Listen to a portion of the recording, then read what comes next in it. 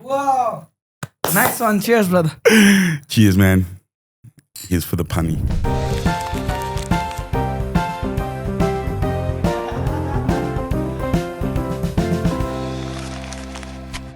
So how are you? Tiksa. Tiksa? Ketsa bhai. All good. Nice one. Look, can you give a little introduction of yourself? Sure. My name's Dion, Yeah. also known as Dizbeats, Yeah. also known as Dil Bahadur. Dil Bahadur. Nepali name? Azor. Yeah, okay. So yeah, that's who I am. I'm a musician, a producer, and a beatboxer. And that's kind of a short introduction, bro. Is there anything else you would like me to mention? No, anything. I'm from Australia. Yeah. I now live in Nepal. How long? It's almost 2 years. Almost 2 years now. Almost 2 years. But traveling back and forth from Australia to here since 2018. 2018. Since 2018. Okay. Yeah. So how did you come into music? How did I come into music? Yeah. Well, bro, okay, deep question. From my parents, you know, I didn't realize until I started drums that my dad wanted to be a drummer. Huh? But my dad grew me up on Led Zeppelin, AC/DC, Beatles, Rolling Stones, Yeah. everything. So I was around it, and I got into grade 1, and my parents said, look, we don't care what you're going to do, but you're doing piano. Oh. So I said, okay, cool, I'll do piano. Like, why not? And I loved it, man. I did piano for like 5-6 years in school and out of school. Yeah. And then I was always seeing drum kits, like pictures of drum kits and all that kind of stuff. And then I went to a work function, my mum's work function.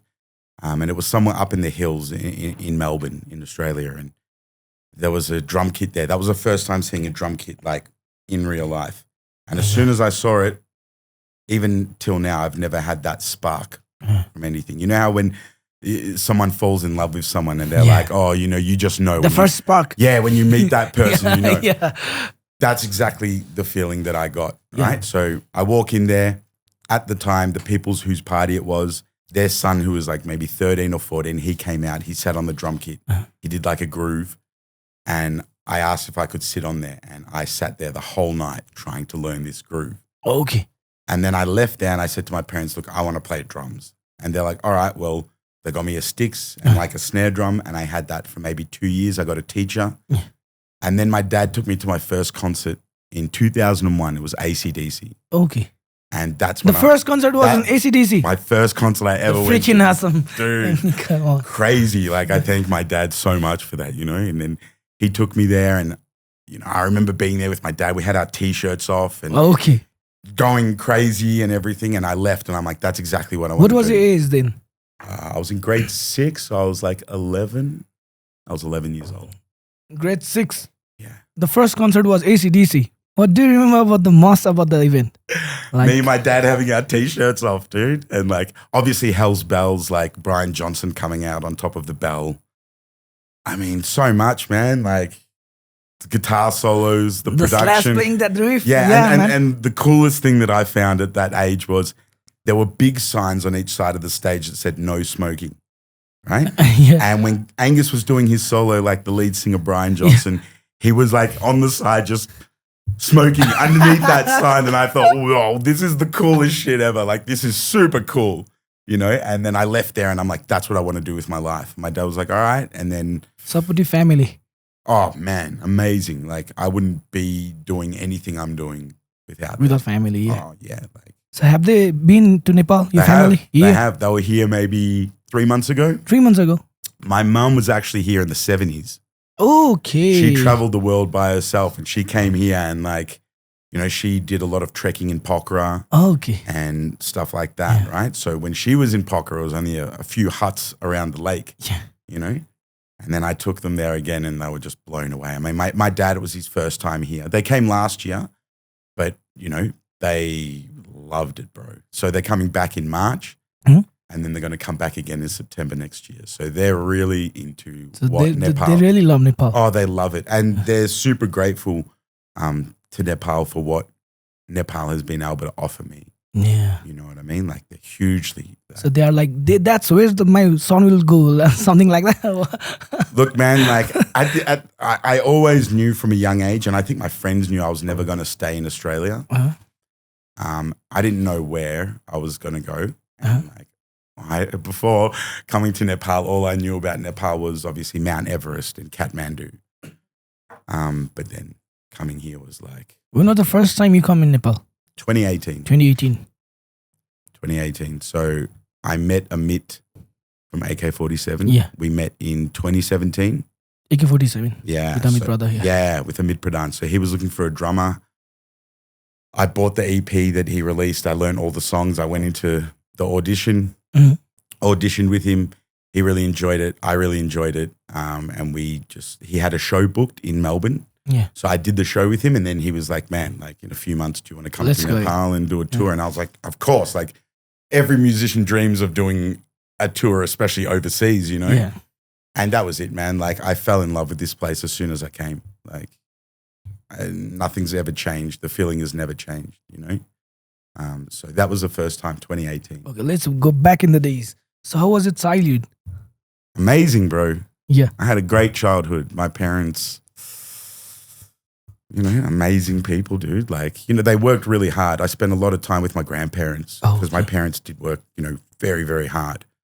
But, you know, when they had time off, we always would go to like beaches or go to the zoo or travel around. And yeah, I had a great time. I grew up wanting to be a clown when I was younger.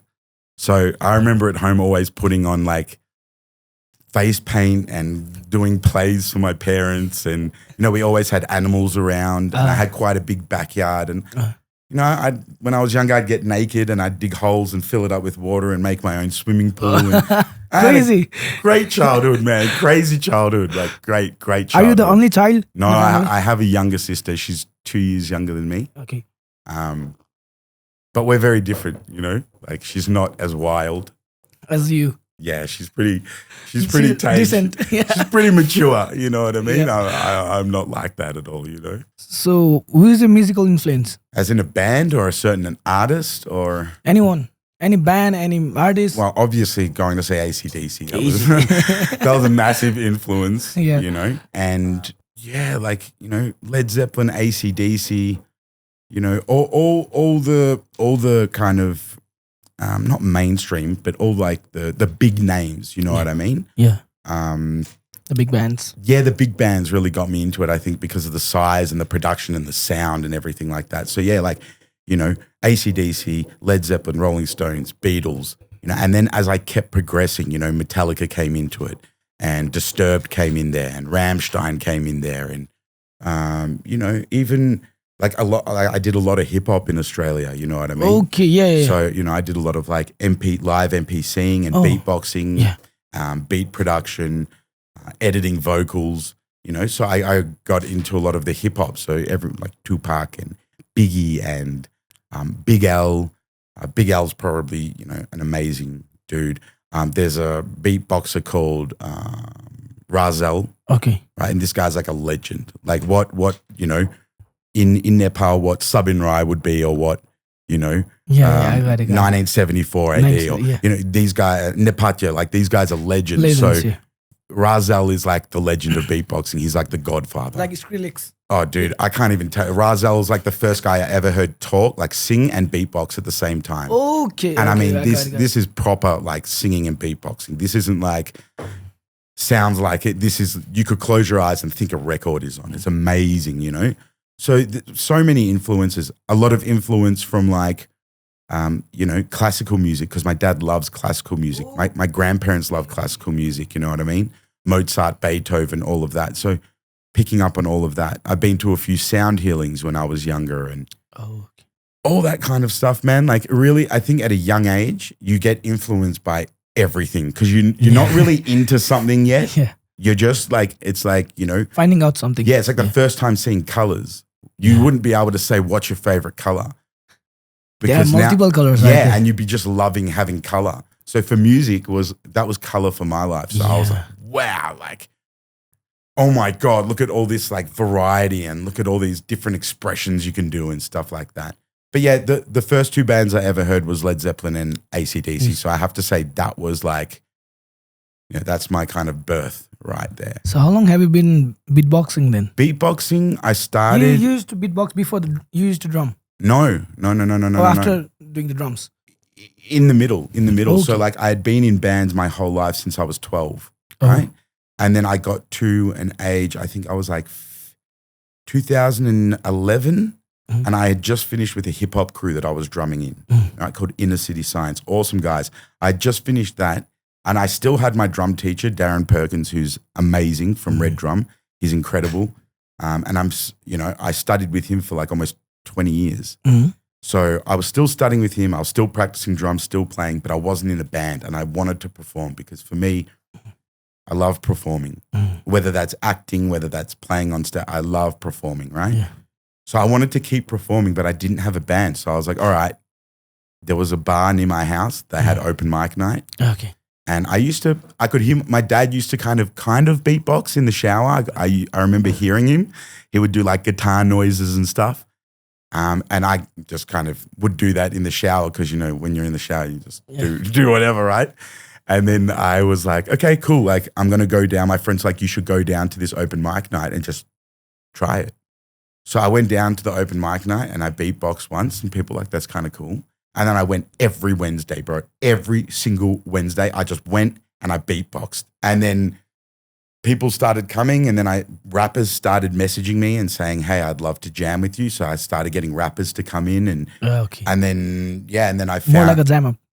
Kind of like a jam up, yeah. And then a female rapper came in who I actually went to school with, but she was in the year above me. I didn't know her that well.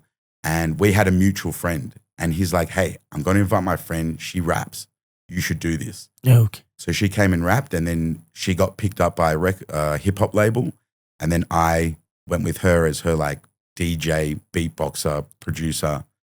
And that's kind of how I got into that whole hip hop kind of thing, from just beatboxing every Wednesday, bro, like sounding terrible and trying to get better and better, So that was really amazing. And it goes hand in hand with drums, So when you're around drums, you obviously know beats, you know the sound. Yeah. And if you can remake it with your mouth, why not? Why not, right? So that I wasn't in a band, so I was able to perform still. Yeah. And then I had all these opportunities in the hip hop label to open for, like Far Side, Mobb Deep, Grandmaster Flash, Hobson, guys from Wu-Tang Clan. Like I had an amazing, lucky experience, like working with this hip hop label and being able to open for such amazing, hip hop acts. Yeah. And Australia was pumping then. It was pumping with shows and bars and venues, So yeah, that's how I kind of got into beatboxing. I wanted to keep performing, and that's what I did. So, do you remember your first drum kit? Yeah, bro. Which was what? 100% I do. So it was made by Mapex, but it didn't say Mapex on it. It said UB, right? And it was a black, and it almost like the bass drum had two lines and this little like shell-looking symbol with UB written in the middle. It almost looked like a jazz drum kit. Okay. And that was my first drum kit I ever got, in black. And it wasn't a good drum kit, but I loved that drum kit. Like the first one you started with. First one ever, bro. And like that was, I still remember that drum kit. Do you remember your first gig? My first gig on the drums? Yeah. Okay, first gig on the drums, I was in grade 7. Yeah. And that was the first year that the school put on a talent show for bands. Yeah. Bands, dancing, singing. Art. Yeah. And I was in a band called Stale Cat, a punk band. And that was my first time gigging. And we ended up winning the first year, which was awesome. The very first gig. The very first gig, the very first year they put this on. We did Smells Like Teen Spirit. Okay, I got it. We did Highway to Hell. Yo. And there was another song, I can't remember the other song. So we did those 3 songs. 3 songs. And we ended up winning that year. That was the only year I ever won, but we ended up winning that year. And that was like the first time putting on like a good gig. The school did a pretty good job. And then after then, because we started to play a lot together, we started to get gigs at bars. Obviously, we couldn't go into the bar without our parents, but first gig, grade 7. Do you remember your first paid gig? First paid gig. Yeah. Oh, if you weigh up the amount of gigs paid and not paid, like But well, first paid gig. very first If gig. you remember, yeah. So I would have been 15. Yeah, 15. At the school. No, we were in the city, we were playing. So we started to get hired from venues. Yeah. Right. But when you're that young, well, in Australia anyway, like you weren't allowed to go into the venue until you did your set and then you had to leave the venue. Right. You weren't allowed to hang out in there. So we were 15. I was in a band called peyote, which is like a hallucinogenic plant. And yeah, we got booked for a place called Cherry Bar. I think it was called Cherry Bar. And that was our first paid gig. I can't exactly remember how much we got paid, but we had to stay outside all night in the alleyway. And then they would come out and tell us, okay, you're on in 10 minutes. And then we had to go up the back stairs, go on the stage, play, finish, pack up all our equipment, take it backstairs and go home. We weren't allowed to hang out there or anything like that. So don't you remember your first payment? I can't remember exactly how much it was, dude. But it was around like... So Nepali, I think it would have been like 30,000. For a band? Yeah. So how did AK-47 happen? Well, Amit had already had AK-47. Yeah. Right? He had already released like an EP. And the previous drummer had left for whatever reason or they weren't working together anymore. So Amit was still looking for a drummer. So when I entered the band, he had already done, I think, like one tour in Nepal as AK-47. And he was just looking for a drummer and I saw the name. I'm like, what a great name for a band. I listened to the music. I'm like, two-man band. So I'd always loved that anyway, right? Two-man band called AK-47. What a dope name. Listened to the first EP, sick as hell. Yeah. Hell yeah, my kind of vibe. You know what I mean? Yeah. So that's, it was already established by the time I got in there. Okay. Yeah. So how many songs did you play in there? Like after you joined? So we wrote Power Town, the EP together, or album you could say. That's 6 songs. And then after those 6 songs, we started writing like another 4 or 5 songs. So altogether we had about 11 songs. And we had Ayogol Kali intro as well. So all up about 12 songs, including the intro. So yeah, it was a great experience and I'm always forever grateful for Amit opening up this incredible journey and country, you know, to me. Always I'll be grateful for that. Oh, so you came for a show in Nepal the very first time in 2018. First time we landed in Kathmandu at night. So I didn't see much of Kathmandu, right? And Swapnil picked us up from the airport. First time meeting Swapnil. We had spoken on the phone and stuff. First time meeting him in person. Amazing, incredible friendship created from that moment, you know. And he took us to Amit's brother's house in Kathmandu, but it was nighttime. So we got there, we pretty much ate and we went to sleep. Woke up the next day. In the morning, we went straight to Chitwan. Now, this is the first time I'm seeing Nepal properly. Okay. We get to Chitwan and we're shooting AK-47 Chitwan Kobag video clip. Yeah. And we get to his home. I meet his mum and some of his friends. We walk around the corner and there is the stage set up with the big banner AK-47. And this blew my mind like, oh my God, my first day in Nepal. How lucky am I? I get to do this. And everyone from that community came out and man, like it's a dream, bro. It's like, it was an incredible experience. And that was my first ever taste of Nepal. Like, could you imagine going to a country and your first thing is doing a video clip and having people come up and want to take photos with you and meet you? And like it still blows my mind today. Like I'm just so grateful and honored, bro. Like crazy. So why do you choose to stay in Nepal? Like any specific reason or something? Number one main reason is music. I'm going to be black and white here and I'm going to talk about what the industries are like now. Music in Nepal is far better than it is in Australia at the moment. Not saying that there's not great bands in Australia. There's great bands in Australia. There's great musicians. Same in Nepal. Great bands, great musicians. The community and the engagement of music in Nepal is insane, bro. You know, it's insane. Like people here love music. You know, whether you're a cover band somewhere in Nepal or whether you're a original band that's well known, or whether you're an original band just starting, the opportunities to be able to play and expose your music is far greater. And that's what I saw. You know, I've traveled a little bit of the world, not heaps. Yeah. And Nepal was the first time I was like, oh my God, look at the connection of music in this country. And it's not just Western music, it's also your own cultural music, right? Instruments, language, dance. It's so artistic here, you know, and colorful, you know. And for me, that is the number one main reason. Okay. And then after that, I mean, look at the diversity here, like religiously, insane. People are super nice, super friendly, welcoming. The hospitality is incredible. The food is great.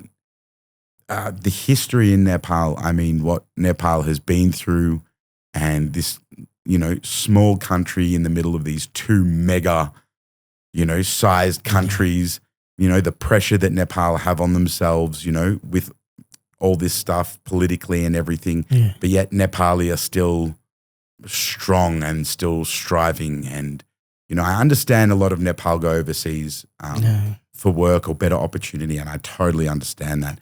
For me personally, music, this is an amazing place to come and play music. And I was very lucky through AK-47. I got to have really good friends with some amazing people here who are very good at what they do, bro, you know? So, yeah, man, music was number one. And then, like, I just fell in love with everything else, dude. Like, you know, it's a melting pot of just amazingness in this country. Only thing I do miss is the beach. Okay. That's it. But if you go to Mustang and you see those Himalayas, I mean, that's just, I went there and I don't know, man. This country's just special, bro. There's a very special country, dude. How many places have you been in Nepal then? So in Nepal, I've been to Mustang, I've been to Butwal, I've been to Lumini, I've been to Chitwan, obviously. Pokhara. Chitwan's like a home for me. That was the first place I ever went to, you know. So I always look at Chitwan like a home. Hey, daughter. Any tricks? No, bro. No, I'm a land animal, bro. I stay like solidly on the land. But no, I am planning this to say, while everyone goes away, I am planning to hopefully go to Pokhara and do not a trek, a hike. I don't think I'll last a trek at the moment, but yeah, I do plan to. Hiking, I definitely do plan to. Yeah. You know? But I've been very focused on why I moved here, which was for music and networking and trying to get as many opportunities as possible. Yeah. I also enjoy acting, so I've been doing a little bit of acting here as well. So that's been my main thing. And when I can get some time, I will do a hike. Have you hiked? Yeah. Where do you hike? Many places. Yeah? Yeah. Are we talking like snowy mountain hiking? Kind of around 4 or 5. Okay. Good places. I mean, for me, I think going into like some rural villages and doing like a trek like that and staying in some villages would be really nice. Yeah. Organic. Yeah. Yeah. But that snowy mountain, no, bro. Like, you know, like that for me, I can't do. Do you normally go alone or do you go with people? I go with my brother. You go with your brother? Yeah. The last trek we finished, that was the 7-day trek, but we finished in 2 days. Is that because you just had energy? You were probably just on a kind of just like vibe? That. Me and my brother is like that.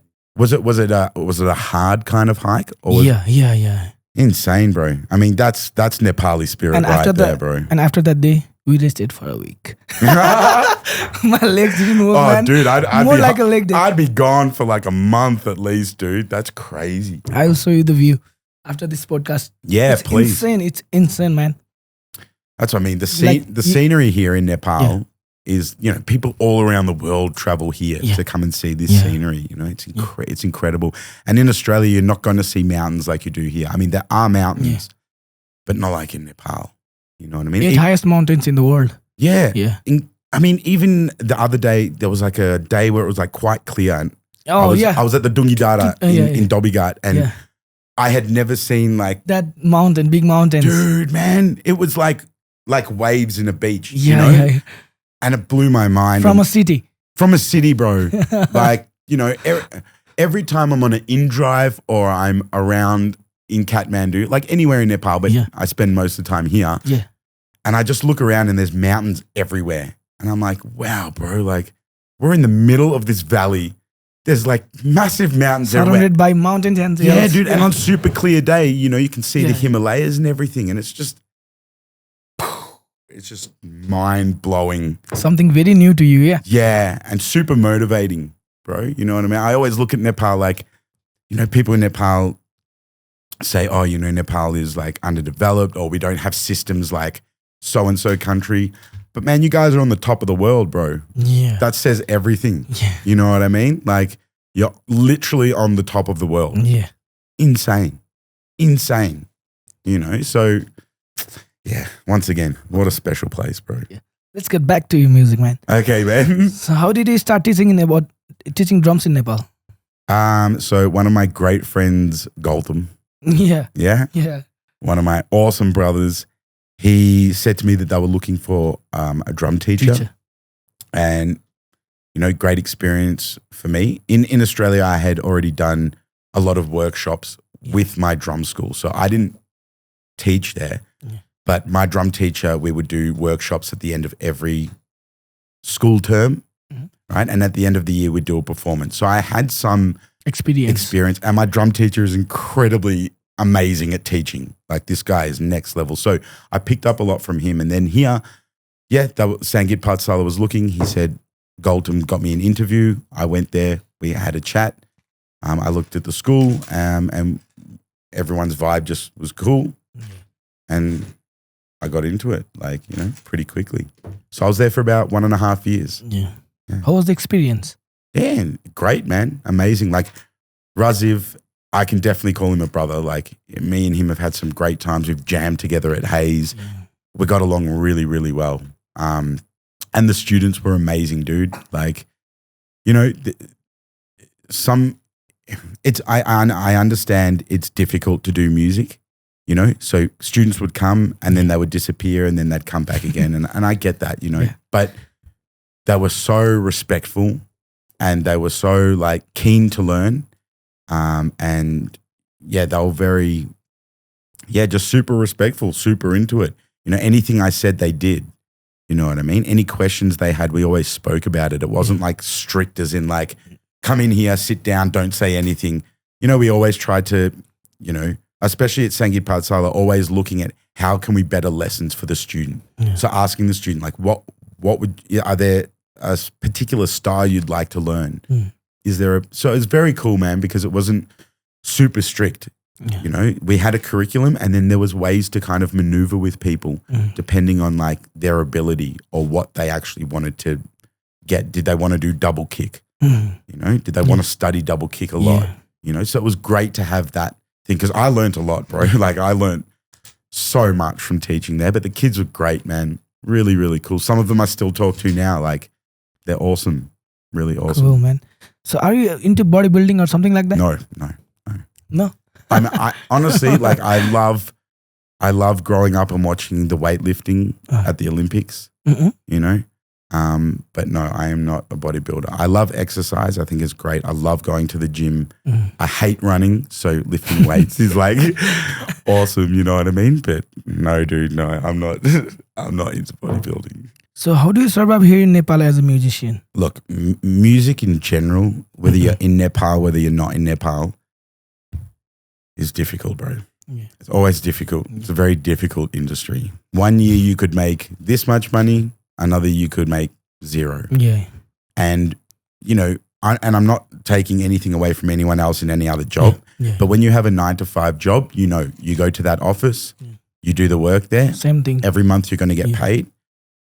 But with music, like, unless you're doing the rehearsals, unless you're doing the work, unless you're networking, unless you're investing in your own videos and, you know, it's very difficult to get anywhere. So as a musician, you already don't have a lot of money. Then you have to invest your money to, you know, to earn the money. So it's extremely difficult, man. Anywhere you are in the world, I've met musicians all over the world and it's difficult. But as long as you work hard at it, and definitely what I've seen in Nepal, if you work hard at it, you can make some money, you know? And look, yes, who wouldn't love to make millions of dollars off their music? Of course we would, right? But if you can make enough money where you're able to pay your rent and you're able to buy your food purely from doing something that you enjoy. Yeah. Well, bro, you got to be grateful for that first. You know what I mean? But yeah, it's going to be difficult anywhere, bro. Anywhere, you're going to find it difficult. So how many bands have you worked with in Nepal? Okay, so AK-47, obviously in that pretty deeply. New band Kada that hopefully will be coming out soon. A lot of work to still go. That band, so that's 2. At the moment, kind of backup drumming, fill-in drummer with All Stars. And then I've been super lucky to be able to, jam with Gone Elvis, Swatandra, Paddy Watton. I don't know if I'm saying that right. Yeah, you're saying it right. I sometimes don't say that right. I mean, almost all the bands at Hayes I got to jam with. Yeah. I wasn't in that band, but I got to jam with them. So great experience, you know what I mean? But I would say like me deep into bands would be AK-47 and Kada. I like the 2 big things that I'm doing or have done, So yeah, the rest has just been a lot of jamming. I've done some work with like Ketaharu. Yeah. Yeah, and they're great friends of mine, you know what I mean? Like, Probin, their drummer, he's like my like probably one of my best friends here, So I've just been lucky, man. I've been very lucky. So how did Kada Nepal happen? How did that happen? 2 of us were both teaching at Sangit Pathsala, and we wanted to, sit down and make something a little bit different, like what Kada is going for is a bit more of like industrial metal. Oh, okay. So we're talking like a Rammstein, we're talking like a Rob Zombie, we're talking, mixing techno elements and heavy music together. So it's heavier than new metal, but not as heavy as metal. And then we've got some techno and to do something a bit different. But, I'm definitely rock metal orientated. So it was always going to be heavy, I think, Double bass guy. Of course. Not good, but I'm trying to get better. But yes, double bass, love it. So can you say the best moment after any show you have that played? Of course, man. Best moment of the show. There's 2 great moments. Wait. One was 2018. So AK-47 in Shadow. At the very first. Yeah. So AK-47 in Shadows are playing in Dharan on I think it was New Year. Nepali New Year. Yeah. 3,000 to 4,000 people. Amazing crowd. Like I love Dharan, bro. I absolutely love Dharan. Like I love everywhere in Nepal, but Dharan, oh my God. 4,000 people, like insane. 2 circle pits. I mean, what can I say, bro? That's amazing. And another moment was Kada. We played our first show for Buddha Nilkantha School, right? Yeah. With the masks on. Yeah. And those kids, man. Insane. Oh my God. I did not expect that. Child to Yeah, because at that time we only had 4 songs, but they really wanted us to come and play. And I was, out of the whole band, I was one of the guys that was like, I don't know if we should do this. Like, we only have 4 songs. Like, what are we going to do kind of thing? And like everyone really wanted to do it still. And the school really wanted us to come. And like it blew my mind, bro. Like they were so into it and they were so like, they were just so lovely, dude. And they were just so into the music. You know what it's like when you're playing and people are into it. Like that's a connection that every musician wants to have, There's probably some other memories, you know what I mean? But those 2 are like massive standouts in my head, Oh, and opening for Albatross at the Big 4 in AK-47. Oh, I mean, that's I mean, Purple Haze already has the name. Look at it. It's amazing, right? But, when that Purple Haze is packed and people are going nuts, I mean. Nothing can beat that. Dude, I could die after I play and I would be the happiest person still ever. Those kind of things. And that's what I'm saying. Nepal has given me like things that I will always remember. Those kind of memories and those moments, and that makes me motivated, really motivated and so grateful and appreciative, for this country. You know what I mean? So a lot of the memories are probably from Nepal, but in Australia, like in the hip hop, opening for guys from Wu-Tang Clan and things like that. I mean, that, even though the crowd wasn't as crazy for us because they didn't really know who we were, but, to open for those guys and be in front of a crowd like that at those good venues is amazing. But yes, definitely Daran, Buranil Kanta, and, Purple Haze. Do you remember any of the best kit in the venue? Best kit? Yeah, drum kit. Okay, so where was it? AK-47 opened for Albatross in Australia, in Melbourne, at a place called Billboards. Awesome venue. I used to go there when I was younger and party, right? Yeah. They had a Yamaha kit, right? Okay. And I'd seen Yamaha kits before, but I'd never played on it. Oh my God, this kit was absolutely insane to play on, bro. Like insane. Black Yamaha kit. I forget exactly what series it was. Yeah. Next level. And then AK-47, we played in Brisbane in Australia. Yeah. And this venue had a kit called Pork Pie. Okay. And I'd seen these kits in drum magazines before, right? Yeah. And I'm like, Pork Pie, that's a really funny name for a drum kit, and these drums, they're customized. Every single kit that you buy, the artwork on the kit is completely customized to that kit, right? So I get there and I'm like, oh, cool, it's a Pork Pie kit. Never played this. Holy shit, man, this is a sick kit as well. Okay. Sick, bro. Like the toms sound good, the snares sound good, the bass, everything. Sturdy, strong, incredible, dude. Like really amazing. So, and I got to play on a Pearl reference drum kit at Fuzz Studios doing a recording. And oh my God, that drum kit is insane. I mean, there's, it's like guitars, right? When you start talking about high-end guitars, high-end Les Pauls and SGs and all these things, they're incredible. They're all incredible. And it was the same with these drum kits. Once you start playing on like these higher-end drum kits, it just takes your breath away, bro. It literally takes your breath away. You just want to take that home. Oh, man. I would sleep with that thing, bro. Like, that's incredible, bro. Like, with blankets on? Yeah, with blankets on. I mean, my drum teacher was actually endorsed by DW, and he had a cherry mahogany DW kit. Okay. That kit is insane. Like, cherry mahogany actually makes the drums sound a lot bigger. Okay. Right? And the inside of the drum has this, like, cherry color to it. Okay. And bro, like it's another amazing drum. I can't tell you which one's my favorite, but oh my God, like these drum kits are that good. Yeah. Like, I would do disgusting things to have one of those drum kits. I mean, they're incredible kits, bro. Incredible, bro. Wow. Any best venue you have played? Like any one? Any one best venue? Yeah. The best venue. I really like Billboards in Melbourne. Yeah. I really like that venue. It's really big. The staff there are pretty good. Yeah. The equipment's pretty good. Yeah.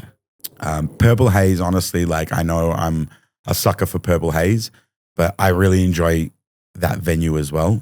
It's kind of a home for me, so I feel really comfortable there. Some other great venues, bro. Like, yeah, I can't really think off the top of my head, but yeah, definitely Billboards is a great venue in Melbourne. Purple Haze is a great venue. Where was another venue in Nepal? You could just say one. Yeah. In Nepal, I'd say Purple Haze for me as an indoor venue. I'm not talking about outdoor festivals. Yeah.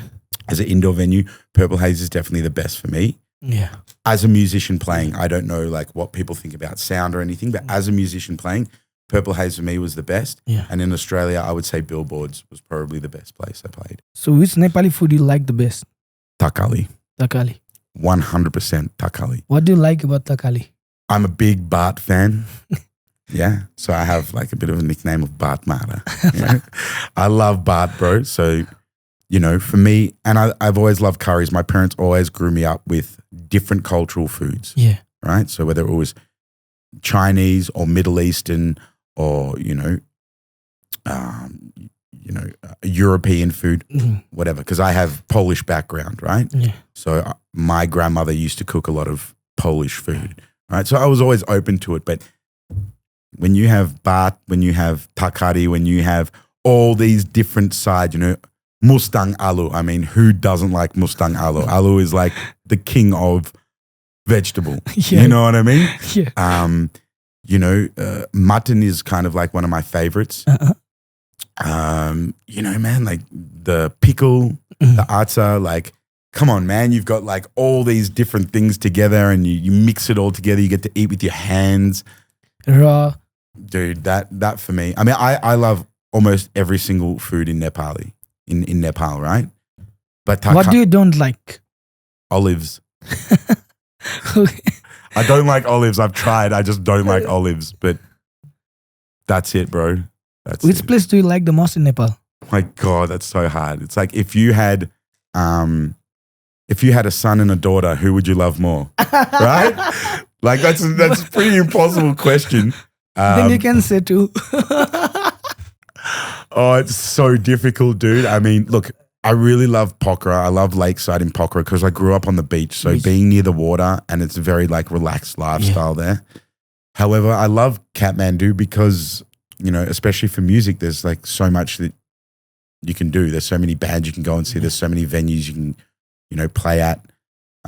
There's lots of festivals always happening. There's a lot of people in Kathmandu. So like it's awesome to play a show where there's lots of people. Pokhara is really cool and chilled. I love Chitwan.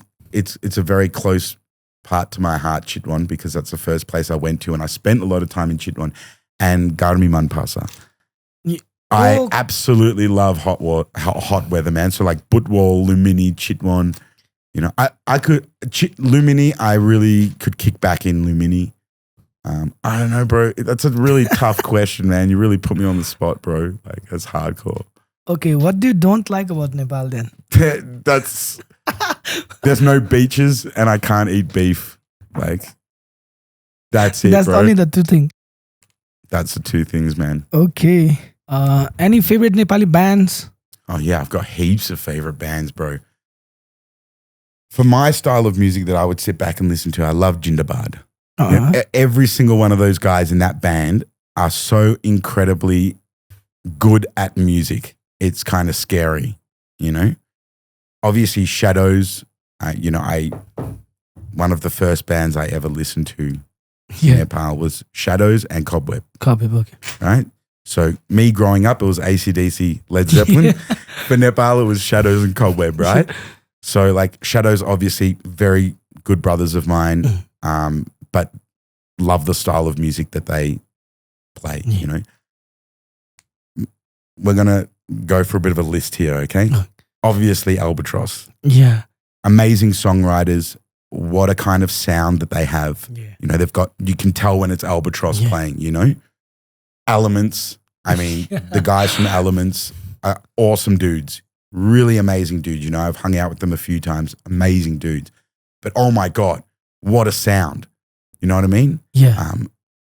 Once again, one of those bands that you would hear and you're like, oh my God, it's Elements. Yeah. You know what I mean? I got it. Like incredible.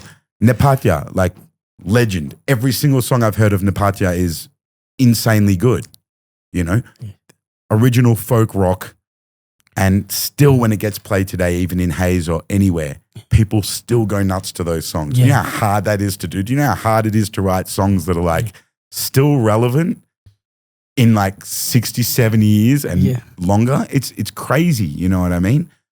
1974 AD, like once again, legends. I don't know their music as well as I do the other music, but they're incredible. Every time I've heard their songs live, I've always loved it, Cobweb, definitely. I mean, Mercedes-Benz was the first, other than Shadows, Mercedes-Benz was the first song I heard, from another band. So Cobweb are incredible. Cantor Dub Dub. Cantor Dub Dub are probably one of my favorite bands. I mean, there's nothing else you need to say. Those guys are insanely cool. Like, they've been part of like Mukti Revival. Yeah. All of that. Robin and Loser. I mean, every other bands. Not every, but I've tried to explore as much as I can. My friends in Nepal have always shown me a lot of music, and this is why I also like. I'm more of an original musician. Yeah. But I've learned to play covers because what's great about that is I get to learn about these other bands. You know what I mean? So yeah, like Robin and Loser. Like I think it's Robin's the first album that they did. and it's like rock. It's like pure rock, you know. And you know, if you think about the time of when they created that music here in Nepal, I mean, that's a massive thing to do, bro. Like, how incredible is that? You know what I mean? So, all these guys are legends. They're all incredible. You know, and I'm sure there's more bands. I'm doing my own head in right now, but there's heaps of bands. Like a new band that I really like. I mean, I'm not fully into that style, but Chumbak. Okay, yeah. Right? Like I really enjoy like their commitment to their band and like the kind of sound that they're going for. Yeah. You know, I really like, you know, that band. Ketaharu, I really like that band. That's a very, you know, unique band, bro. Like they're still doing the rock folk thing. Yeah. But, you know, and I've watched those guys, man, and like, you know, they do work really hard. You know, I've seen them in the studio. I've been there. I've done, you know, some recordings for them and things like that. Incredible, you know what I mean? Rockheads, yeah. You know, what a professional band, bro. Yeah. Like super professional, you know, and those guys are hardworking and pro as hell. Yeah. You know what I mean? Massive respect, you know, massive respect. And there's probably more bands, dude. I just can't think. I think you have said all the bands, man. Underside, bro. Underside. Come on, man. Like, how could you forget that? Yeah, right? Like Underside, bro. I mean, when you're talking world stage, I think Underside are just mind blowing, man. Bro, like what the hell? The power sets. The power sets, the musicianship, the stage presence, the ideas, the gear that they use is incredible. The shows that they've played. Yeah, I mean, these guys are. I actually recently went and saw Nainsook. Okay. Dope. Now, I'm a hardcore fan, bro. Like, I grew up in Australia when hardcore was pumping, right? So I saw Parkway Drive before they got big. And I'm talking like this far away. I watched Parkway Drive, you know. There was other bands called Carpathian. Great. They're not around anymore, but amazing original Australian hardcore.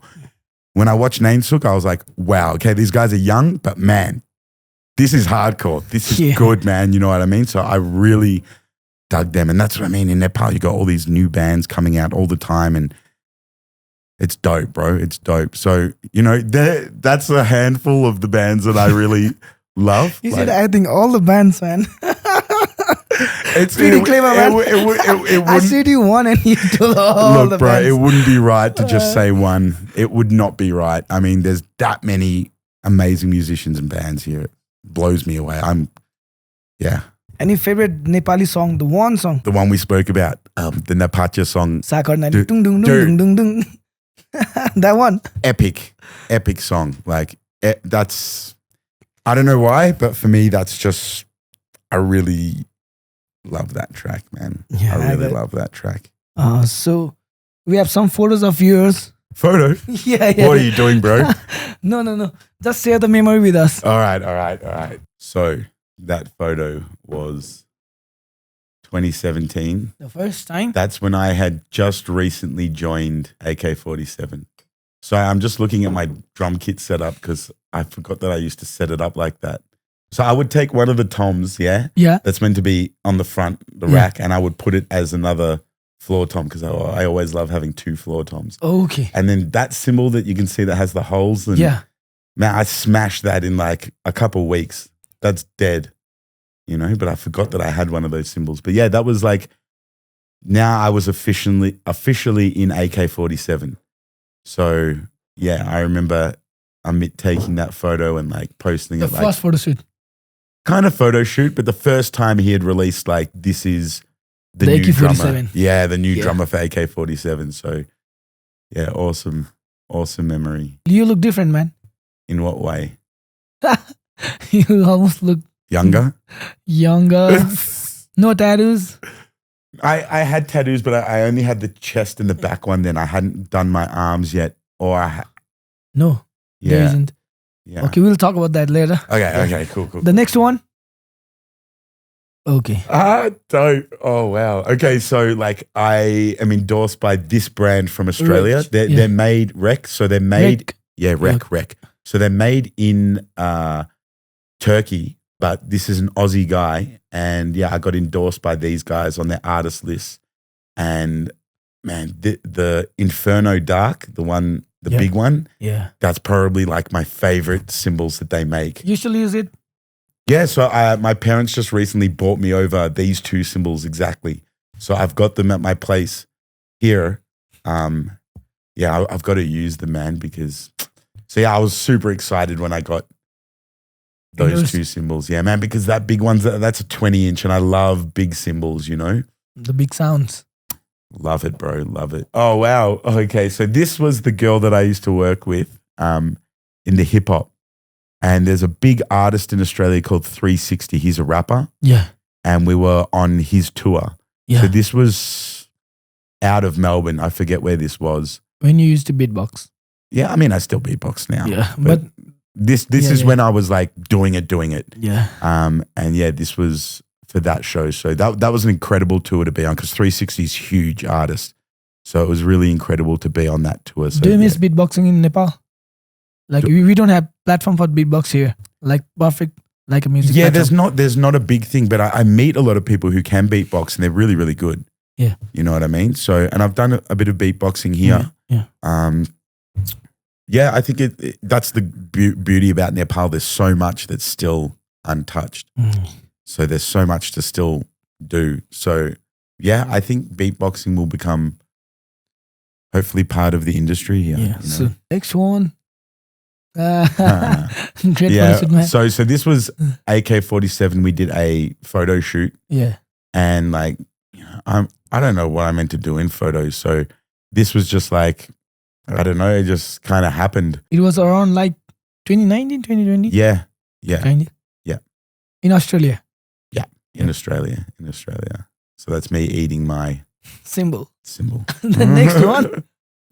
Yeah, so Purple Haze, that was... That Rolling Stones. Rolling Stone, my bad. That was 2022. That was 2022. So that's me just smashing away. How many sticks have you broken in single show? In a single show, maybe like 4. 4? But in Australia, I kept all my broken sticks, so I still have them all. Yeah. So I want to get a throne made out of my drumsticks one day. Broken drumsticks. Yeah.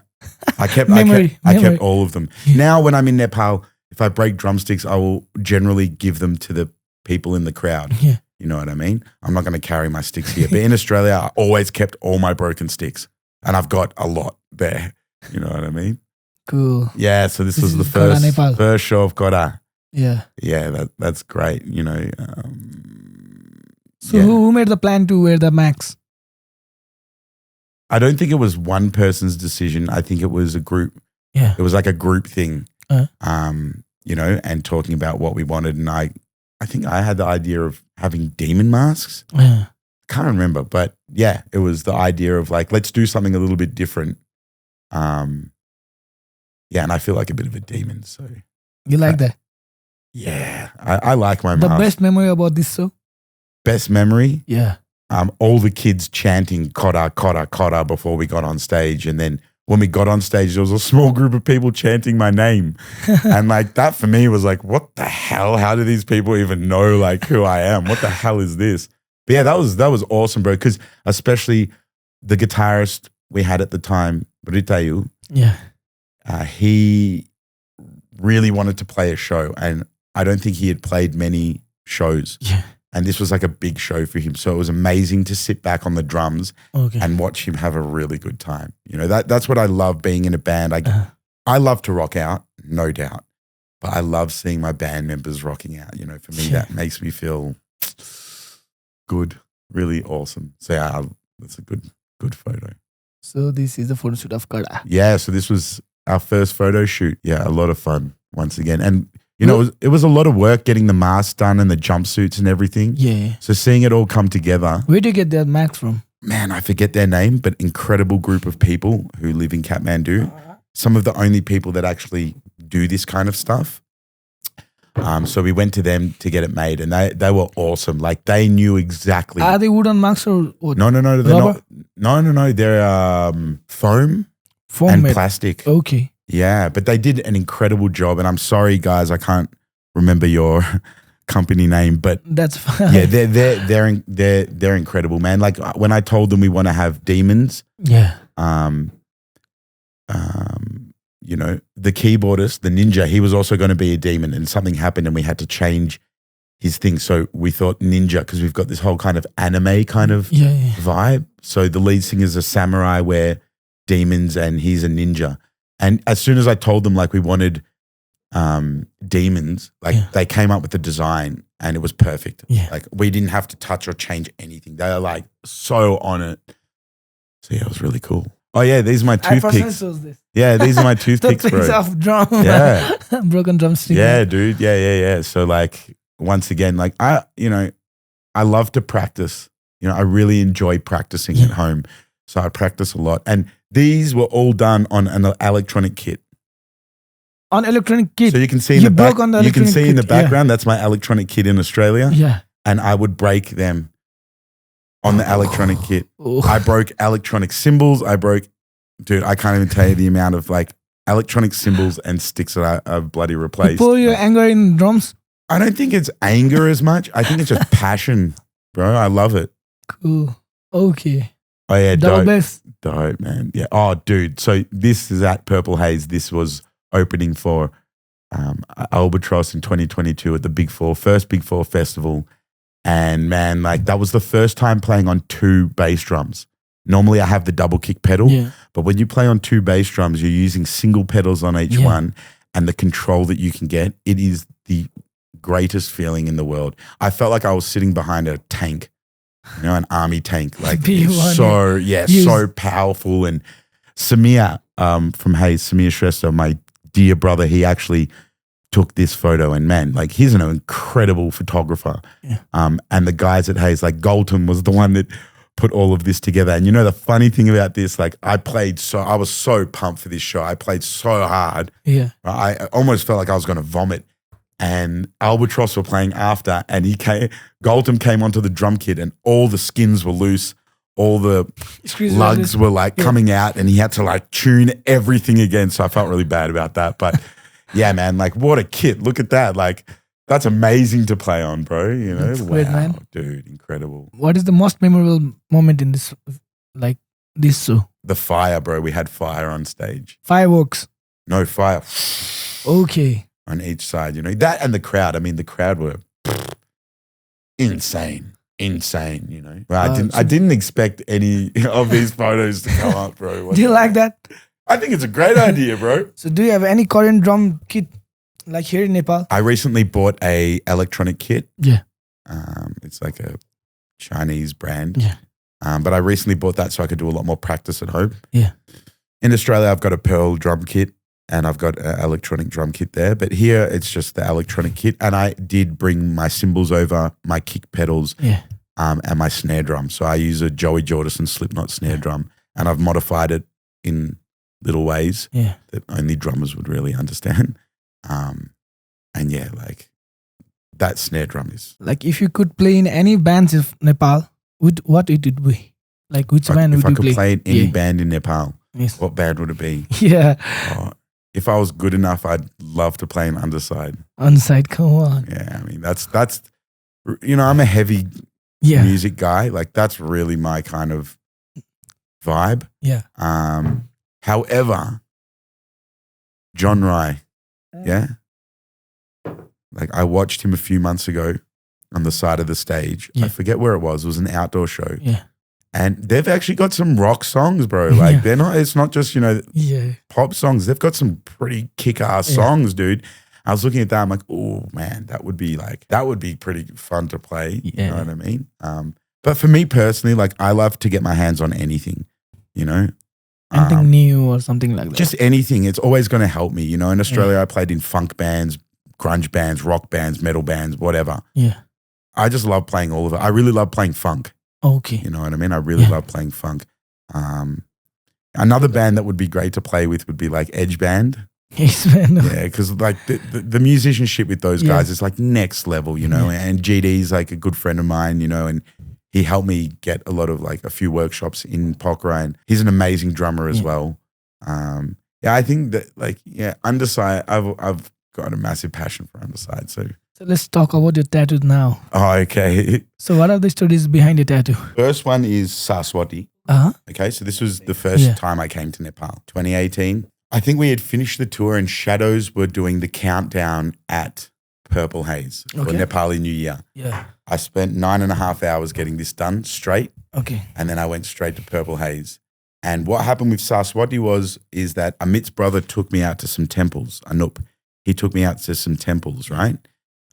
And I can't remember the exact temple that we were. We were in Kathmandu and we went to a temple and we're walking around the temple and having a look at everything. And I went into one of the rooms and there was this big statue of Saraswati. Yeah. And for some reason, just like when I saw a drum kit the first time, you know, like when I saw her, I was like, whoa, like who is this? Like I just couldn't stop looking at her and I felt some kind of like connection. Yeah.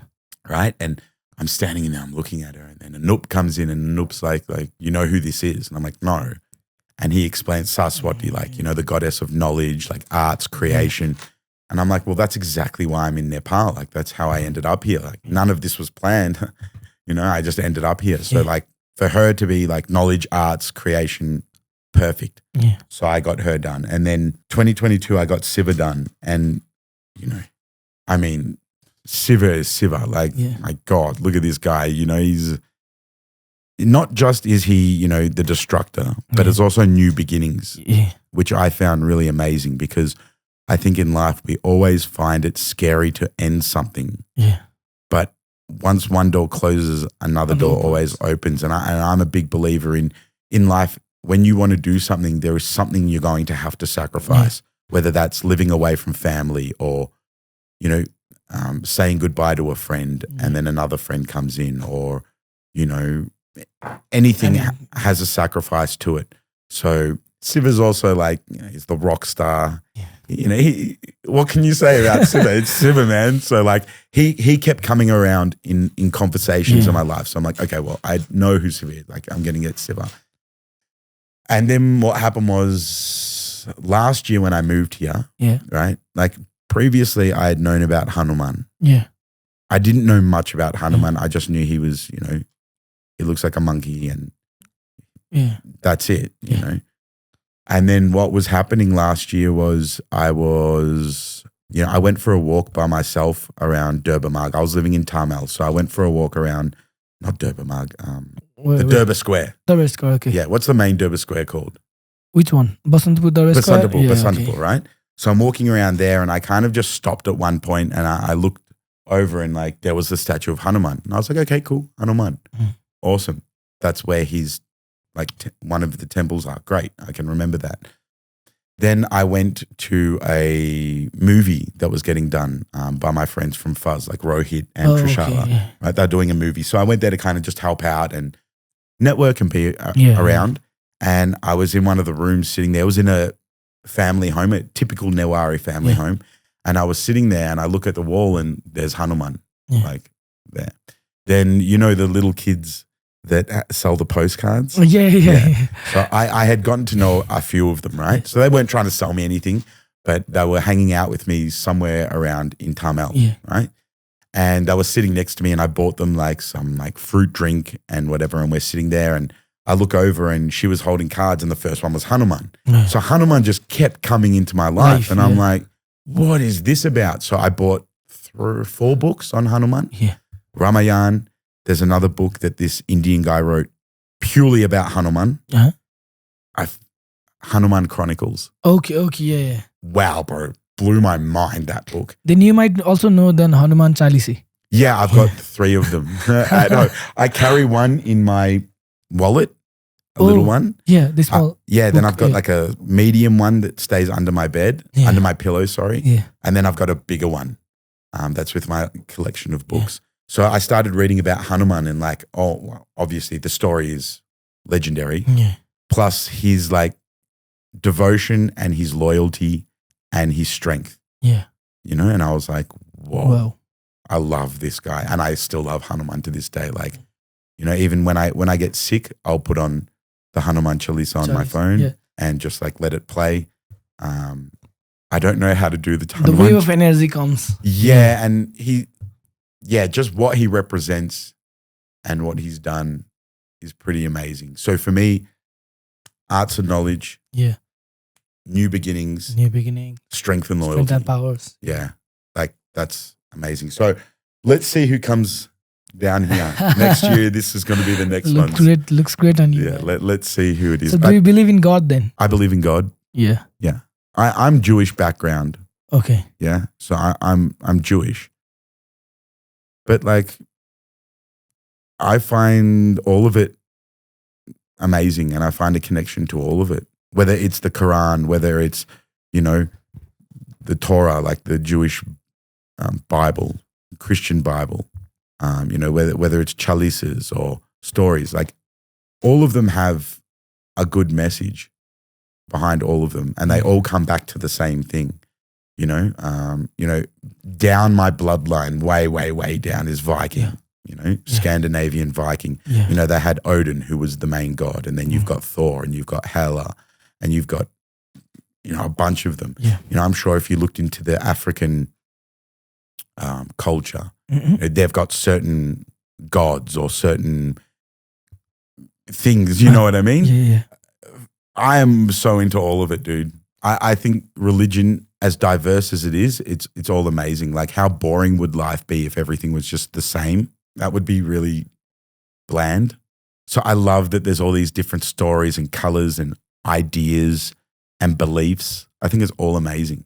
You know what I mean? So, but yeah, I do believe in God. Yeah. So do you have any favorite places in Kathmandu? Favorite places in Kathmandu? Yeah. I love the Shiva temple, Pasupati. Pasupati. How often do you go there? Not as often as I'd like to. Yeah. I think this year I've been there. Actually, this year I've been there quite a few times. I was there for Shivaratri. I took my parents there. Okay. Yeah, dude. Like this year, I think it's been like 4 or 5 times I've actually been there. I love that place. It gives good energy, good vibes. Yeah, what a crazy place to be, where there's like, bodies being burnt. Yeah. God is being worshipped. Yeah, there's cows. Yeah. Walking around, like when you go up the steps. The temples themselves, how old they are. And actually, I went for a massive walk around there, and I ended up at one place near the water. It's not inside the temple, it's next to the temple, and it's a big Hanuman statue, and I just randomly came across that, So that's like, yeah, that place is pretty amazing, bro. That's a really cool place to hang out. I love hanging out at the Dungidara. In Dobbygat. Yeah. I love hanging out there. I've got 2 dogs that I always go down and feed they're like good friends of mine now. Nice. That's a great place to hang out. Anywhere up in the mountains, like Gorkana or Godawari, like anything to like overlook. Yeah. Beautiful place. Swayambhu, not Monkey Monkey Temple. Temple. Monkey Temple is what foreigners say. I'm not a foreigner anymore. No, Swayambhu is great. Yeah. I do enjoy going there. But yeah, Shiva's temple is probably one of my favorite places to hang out, and Purple Haze. What are the changes you see as in a musical like environment in Australia and Nepal? Okay, so what's the difference in music environment? Yeah. I think in Australia, people are very busy. They're working a lot, right?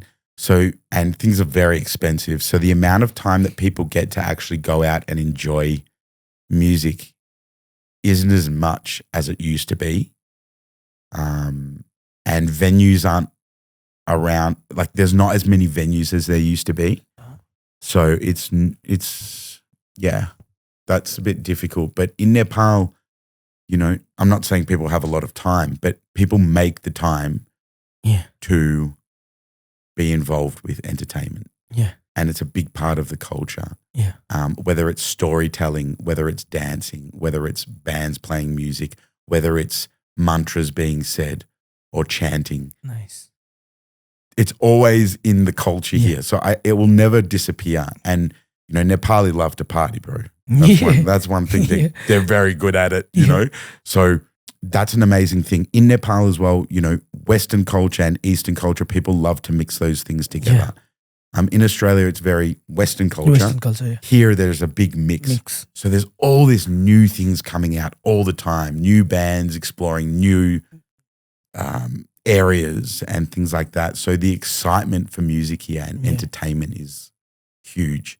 You know what I mean? So I think here it's just more involved in the culture and the community in Nepal.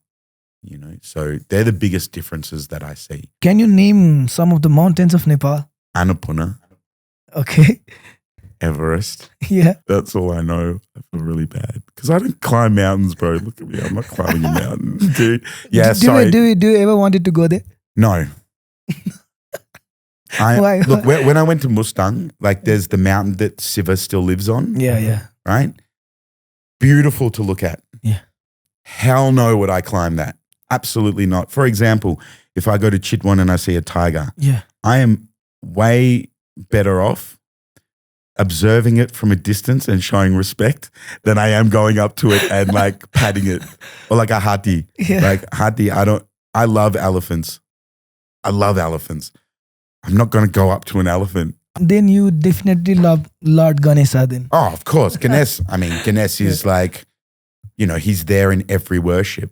Yeah. You know, his story is incredible. Yeah. I mean, it's Siva's son. Yeah. Right? So it's like, you know, of course, Ganesh. And I wish I knew, I should buy some books and read up a little bit more about Ganesh because he is a very favorite and favorable, you know, God. But yeah, for me, they're the only two mountains I know of. I'm sorry about that. That's fine. I'm just. But I would rather, from a distance, respect the beauty, than get caught up. Watch it on YouTube. Yeah, then get caught up in it. You know, and I'm really looking forward to going back to Mustang one day. You know, but I like sitting there from a distance and admiring the beauty. View. Yeah, rather than. So, do you have any upcoming collaborations? Something like that? Any projects? Yeah, so like me and DJ Vital have been working on a dance track and 2 hip-hop tracks. Okay. This has been going on for when I moved here last year. So obviously we all get busy. It's hard doing a whole bunch of different projects and expecting something to come out quickly. So with him, I do expect we're going to have something come out. You know, I don't want to say anything too specific, but there are a few people that I'm working with. Yeah. I don't want to say anything yet because we know how busy things can get. And we know sometimes, you know, you have an idea that you want to work with someone and you work with them and it doesn't click at that moment. Or you do write something and then everything gets put on hold because people are either touring or they're working with other things.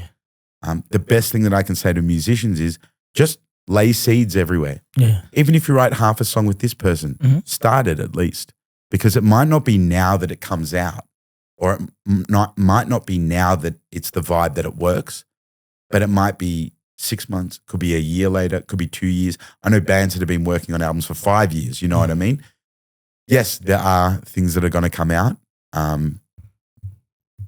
but let's see when they do come out and who with. I'll leave that as a surprise. So what are your upcoming plans, like future plans? So upcoming plans at the moment is obviously working very hard in Kada. So we are working on one of our songs is getting mixed at the moment. This is going to be our first single coming out. So I want to make sure it's perfect because this is the first thing people are going to see of Kada. So we've got that and a video clip that we're working on at the moment. Obviously with Kada, like more shows, playing more shows, writing more music, getting out there as much as possible, right? So there is that. And another project you were talking about, the blog. Yeah. So this is an idea. Please describe about that. Come on. So this is an idea of mine and I'm not going to rush into it. I'm trying to just get all the ideas down properly and know exactly what I'm going to do. But yes, I want to create a Takali review channel. Yeah. Mainly on Instagram, personally. And just go to every single Takali, whether it's a restaurant, whether it's a home-cooked meal, whether it's a local restaurant, anything. Yeah. And do Takali reviews. Like that's my plan because I love Takali. And my thing with it isn't me picking the place I should go. Yeah. I want to ask people, where do you think I should go? Yeah, because the beautiful thing about Takali is I've spoken to so many people and everyone has a different place that they love. Yeah. And that I find that super interesting, you know. So that's what I'm going to tackle more on. I'm not going to say the name yet. I know you know the name. I'm not going to say it in case someone steals it. But yes, over the next month, I will be setting up the accounts for that. And then hopefully by the start of next year, I'll be starting to release some Takali reviews. Do you know how to cook Nepali foods? Of course. What? Not well, but yes. So how many foods can you cook? For me, like I've done foxo at home, right? Yeah, fry. Fried foxo because that's easier. I make mussel bat, bro. That's my thing, right? So, through friends, not really watching recipes, but through friends and talking to people, they've shown me how to make that. And when I've had my friends come to my house and I've cooked for them, they've said really nice words about my cooking. I'm very hesitant because, all my life I've wanted to make curries. Now I'm starting to learn how to make curries. Yeah. I like the taste of my curries. Yeah. But, Nepali know the taste. So that, making saag isn't super difficult. Mustang alu, I have no idea how to make, but I would love to learn how to make that. Takari, I can make a takari. Chow mein, fried rice. I haven't made momo yet. I really want to make momo. Basically muscle bat, bro. Like I told you, I eat 1 meal a day. Yeah. Muscle bat is my thing. Like go to food. Yeah, bro. Meat and rice. That's heaven for me. How hard it is to sustain as a foreigner in Nepal? Not as a musician, but as a foreigner. Well, I can only talk on my experience. On your opinion, on your experience. Yeah. Because I knew many Nepali before I moved here. It's actually been quite easy for me. Since you are living here for years now. Yeah. And, studying Nepali for 6 months, at Biswabasa campus, I understand how Nepali works. So like I told you, I can hear it better than I can speak it. Yeah. But there's always room for improvement and I'm always learning more and more. And that, that's an exciting thing when you're at a certain age in your life where you're still learning things. Yeah. That's awesome. So I Garotsa. And sometimes it's a bit embarrassing, but it's cool. Like that's part of the journey. That's my intuition I have to pay in order to learn this. So for me, it's been very not super easy. It's always hard moving to a different country. Yeah. But my friends have helped me so much. And I feel like I'm at home, bro. Do you have any message to upcoming artists, man? Any message to upcoming artists? Don't expect anything. Yeah. Work your ass off. Yeah. Work as hard as you can, And if you don't enjoy what you're doing, don't do it. Mm-hmm. You know what I mean? There is nothing worse than thinking that you have to do something. Yeah. Do it because you want to do it. Do it because you love it. You know what I mean? And if you don't know what you love yet, that's fine. Yeah. You can go out and, but pursue what is your purpose. Yeah. Pursue it. Even if it's a little bit. Yeah. It doesn't mean that you have to have it in a week or you have to know it in a year. Yeah. But go out and explore. Talk to people. Connect with people. You know what I mean? But don't expect anything from anyone and be grateful for anything that you get. You know what I mean? You don't work hard to make millions of dollars. You work hard because you love at what you do. Yeah. You know what I mean? And I think that's the biggest thing is like find what you love doing and do it. Yeah. Some people know it straight away. I was very lucky from a young age. I knew what I wanted to do. My sister, she didn't. Okay. And that was always a friction between us because I knew what I wanted to do. Yeah. And she'd look at me and be like, that's so unfair. Like, I don't know what I want to do, but it's like, that's fine. That leaves your doors open to like experience. So yeah, go out there, have fun at what you do, work your ass off. Don't expect anything from anyone. Cool. So do you have any future drum kit? Like dream kit? A dream kit? Yeah. Yeah, I have a few dream kits, honestly. Like the DW Cherry Mahogany is a dream kit of mine. 101. It's a dream kit. Pearl Masters, dream kit. Yamaha. I don't know the series of Yamaha that well, but high-end Yamaha kits, delicious. Yeah, you have so many. they're probably my 3 top kits, yeah. and that's because I've played on those 3 kits, so I know them. But I know there are other drum kits out there that would be just as amazing, and that's the best thing about touring. You don't have your drum kit with you, and you get to play on a whole bunch of different drum kits. And you keep learning new things. Yeah, unbelievable. Like one drum kit you know about, next year you end up playing on a drum kit you didn't know about. Now that becomes your favorite drum kit. Yeah. And you start reading and looking up that drum kit. So at the moment it's those three, but I'm sure Tama have amazing kits as well. Sonor have amazing kits. I mean, yeah, I haven't been able to play on all of them, but yes, DW, Cherry Mahogany, any kind of Pearl Masters kit and Yamaha. But I more look at, rather than the brand of drum kit, I look at the wood. Okay. The wood of the drum kit. So I really love mahogany. Like mahogany wood is really awesome to play on. You'll hear other drummers talking about maple or something like that because every wood has a certain sound to it. Yeah. And depending on the style of music, not always, but the drums will cut through on a certain frequency that works well with the guitar and the bass and everyone else in that band. So there are certain drummers that really like certain woods for certain styles of music because it cuts through the music differently. So for me, I really like mahogany. Cool, man. So any message to your well-wishers? Thanks.